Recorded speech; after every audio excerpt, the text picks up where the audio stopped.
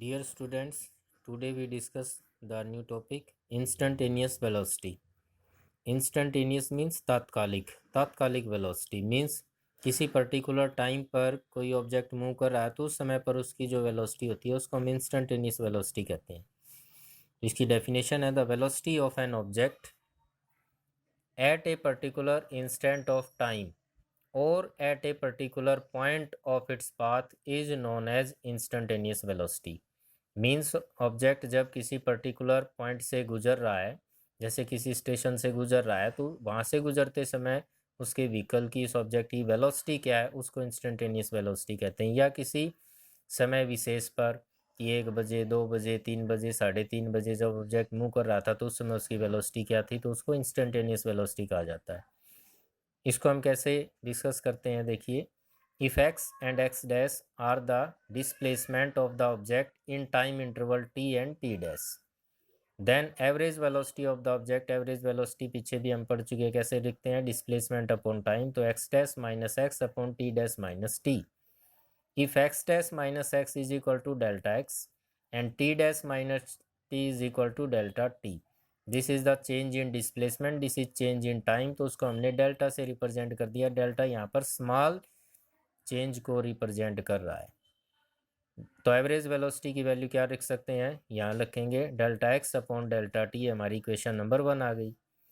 If we want to calculate velocity of an object at a particular instant of time where time is very small, or say time limit approaches to 0, then we can write v equal to limit delta t tends to 0। इसको इस तरह से लिख सकते हैं हम, v equal to limit delta t approaches 0 delta x upon delta T. ये जो वैल्यू है इस वैल्यू को हम यहाँ पर एवरेज वेलोसिटी कहते हैं। तो एवरेज वेलोसिटी पे हमने क्या कर दी, लिमिट लगा दी। तो लिमिट लगने से जो इक्वेशन 2 हमारे पास आई, this gives the value of instantaneous velocity which is defined as, अब इसकी डेफिनेशन क्या बनेगी, लिमिटिंग वैल्यू, ये लिमिट लग गई तो limiting value of average velocity, ये हमारी एवरेज वेलोसिटी है, तो limiting value of average velocity of the object at a small time interval, small time interval कितना है, when time interval approaches to 0, means very small time interval के लिए limiting value of average velocity is known as the instantaneous velocity. This is the definition according to this equation.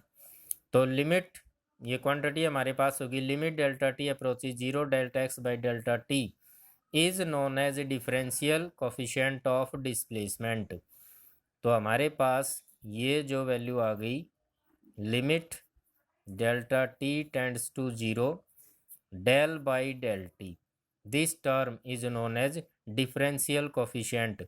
अब x साथ में रख दिया तो ये डिफरेंशियल कोफिशिएंट किसका हो गया, डिस्प्लेसमेंट का, क्योंकि x किसको रिप्रेजेंट कर रहा है, डिस्प्लेसमेंट को। तो with respect to time and is also denoted as dx by d t. तो इंस्टेंटेनियस वेलोसिटी की वैल्यू, v की वैल्यू क्या आ गई, dx बाई डी टी। जो limit delta t tends to 0 del by del t था उसको हमने रिप्रेजेंट कर दिया किससे, d बाई डी टी से। नेक्स्ट टर्म इसी से रिलेटेड है, instantaneous acceleration. It is defined as the limiting value, अब इसको सीधा ही डिफाइन कर रहे हैं हम, limiting value of average acceleration of an object in a small time interval of that instant when time interval approaches to 0. If average acceleration of an object is represented as a is equal to del v by del t, जैसे हमने average velocity क्या लिखी थी, del x by del t, वैसे average acceleration को क्या लिखा, del v by del t. Del यहाँ पर स्मॉल चेंज को रिप्रेजेंट कर रहा है। Then according to definition of instantaneous acceleration, a को क्या लिखेंगे, वही limit delta t approaches to 0 del v by del t, और it can be written as a is equal to d v by d t, जहाँ पर v, यदि हमारे पास v की वैल्यू हम क्या पुट करें, D x by d t जो अभी हमने ऊपर निकाली थी, तो ये हमारा हो गया d by d t into v की value d x by d t, तो ये बन गया d square x by d t square. तो this is our instantaneous acceleration.